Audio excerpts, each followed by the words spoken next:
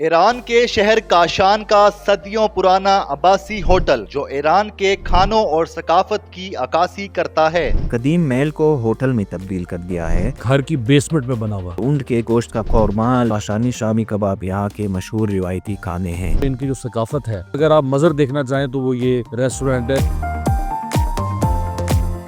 آج ہم عباسی روایتی سفرہ خانہ میں موجود ہے۔ آج ہمیں کئی ممالک کے مہمانوں کی میزبانی کا اعزاز حاصل ہوا، بشمول پاکستان، کینیا اور دوسرے ممالک سے۔ ابھی ہم قدیم عباسی محل کی 5ویں صحن میں موجود ہے، جو خدمت گزاروں کا صحن کہلاتا ہے۔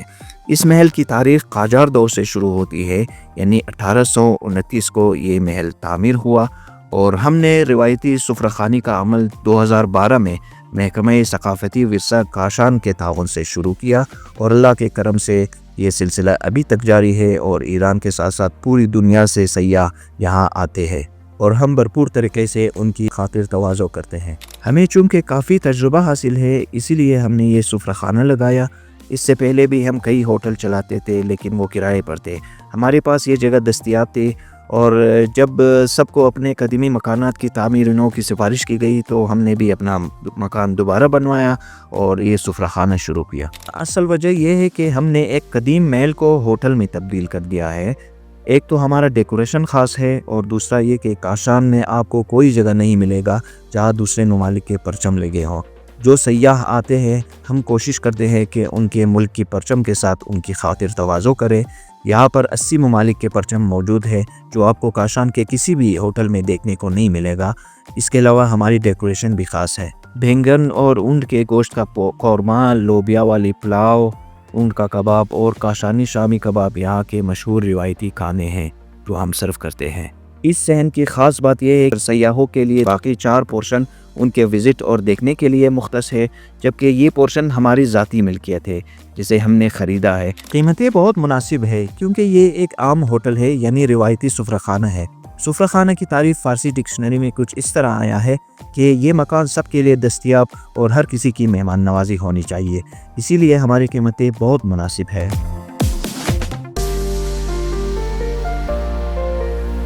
ایک مرتبہ ضرور کاشان کا سیر کریں، اور کاشان کی خوبصورتی سیاحتی مقامات کے ساتھ ساتھ ہمارے کھانوں سے بھی لطف اندوز ہوں۔ ایڈریس ایران، صوبہ اصفہان، کاشان، علوی روڈ، تاریخی عباسی محل، عباسی سفرہ خانہ۔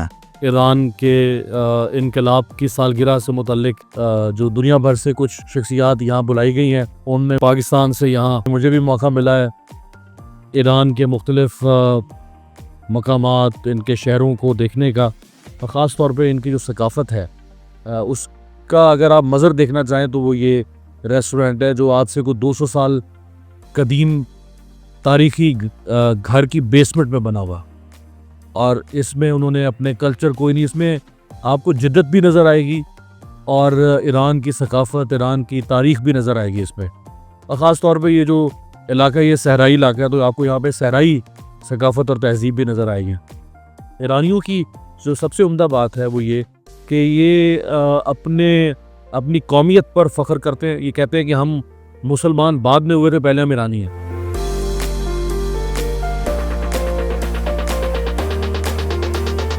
اسی طرح سے ان کی زبان ہزاروں سال سے یہی زبان ہے، یہ اس کے وارث زمین ہے۔ ان کا کلچر، ان کی رسم و رواج، انہوں نے اس کو پرزرو رکھا ہوا ہے۔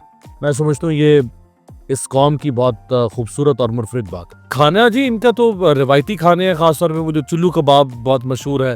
چاول کا استعمال یہ لوگ بہت زیادہ کرتے ہیں، اور کھانا کو پاکستانی کھانوں کی طرح بہت زیادہ مرغن نہیں ہوتا، ہلکا کھانا ہوتا ہے۔ جب بھی آنے کا اتفاق ہوا ہے ایران میں، تو ان کے جو روایتی کھانے ہیں وہ آپ کو ہر جگہ پہ ملیں گے اسی طرح سے۔ ایران ہمارا پڑوسی ملک بھی ہے، ہمارا برادر ملک بھی ہے، ہمارے ان کے ساتھ ثقافتی اور مذہبی تعلقات ہیں۔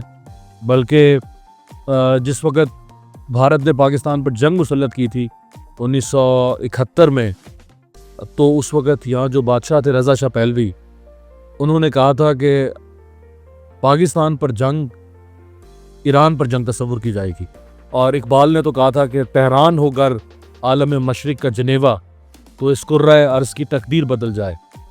تو پاکستانیوں کو اور ایرانیوں کو آپس میں رابطے بڑھانے کی ضرورت ہے، حکومتوں کو بھی، عوامی سطح پر بھی، ثقافتی سطح پر بھی، کھیلوں کی سطح پر بھی۔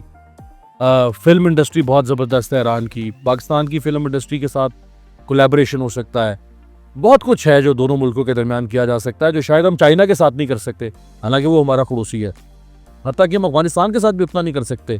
بھارت کے ساتھ تو چلیں ویسے ہی ہمارے معاملات خراب ہیں، تو ایران کے ساتھ تو بہت کچھ کیا جا سکتا ہے۔ پاکستانی قوم کو بھی دلچسپی لینی چاہیے اس ملک میں۔